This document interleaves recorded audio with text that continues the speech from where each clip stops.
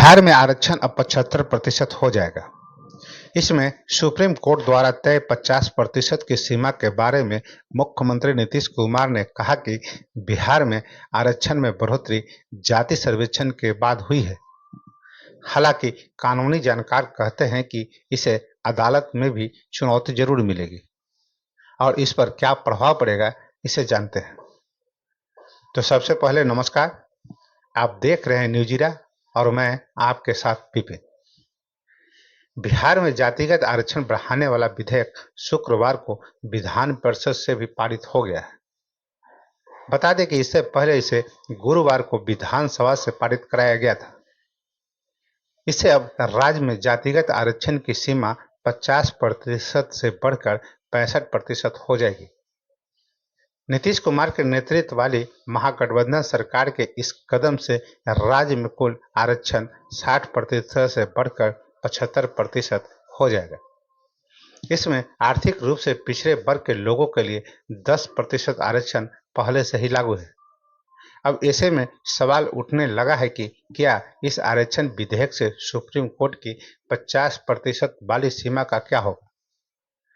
आखिर क्या है सुप्रीम कोर्ट का निर्णय, जिसमें 50% जातिगत आरक्षण की सीमा तय की गई थी। अभी बिहार में आरक्षण को लेकर क्या हो रहा है? क्या बिहार आरक्षण विधेयक को कानूनी चुनौती मिलेगी? पहले जानते हैं सुप्रीम कोर्ट का निर्णय क्या है, जिसमें 50% जातिगत आरक्षण की सीमा तय की गई थी। बिहार में 50% से ज्यादा जातिगत आरक्षण देने वाले विधेयक से सुप्रीम कोर्ट के 1992 के फैसले की चर्चा होने लगी है। दरअसल सर्वोच्च अदालत ने 1992 के इंदिरा साहनी फैसले में शिक्षा और रोजगार में मिलने वाले जातिगत आरक्षण पर 50% की सीमा तय की थी। हालांकि जुलाई 2010 के एक अन्य फैसले में सर्वोच्च न्यायालय ने राज्यों को प्रतिशत की सीमा से अधिक आरक्षण देने की सशर्त अनुमति भी दे दी।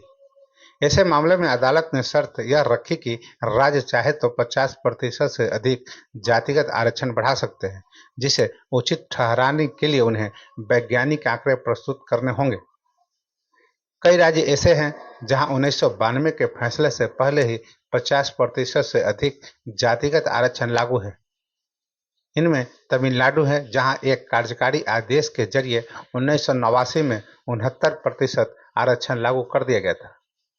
वहीं कुछ राज्यों में हाल के वर्षों में इस सीमा को बढ़ाया गया है, जिन्हें अदालती चुनौतियों का सामना करना पड़ा है। हरियाणा, छत्तीसगढ़, मध्य प्रदेश, झारखंड, महाराष्ट्र, राजस्थान जैसे कई राज्यों ने 50% आरक्षण की सीमा से अधिक वाले कानून पारित किए हैं और ये निर्णय भी न्यायालयों में चुनौती के अधीन है।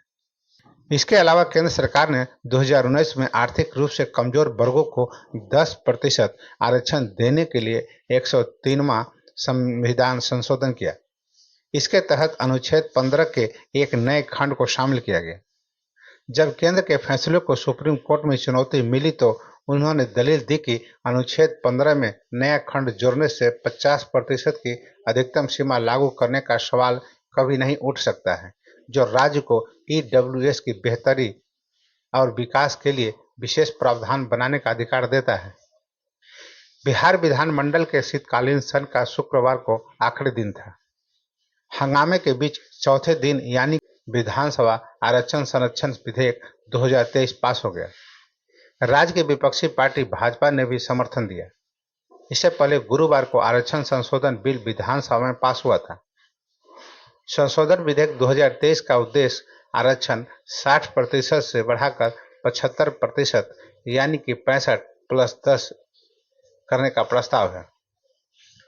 संसदीय कार्य मंत्री विजय चौधरी ने कहा कि मूल रूप से आरक्षण को बढ़ाकर 65% करने का ही प्रस्ताव है।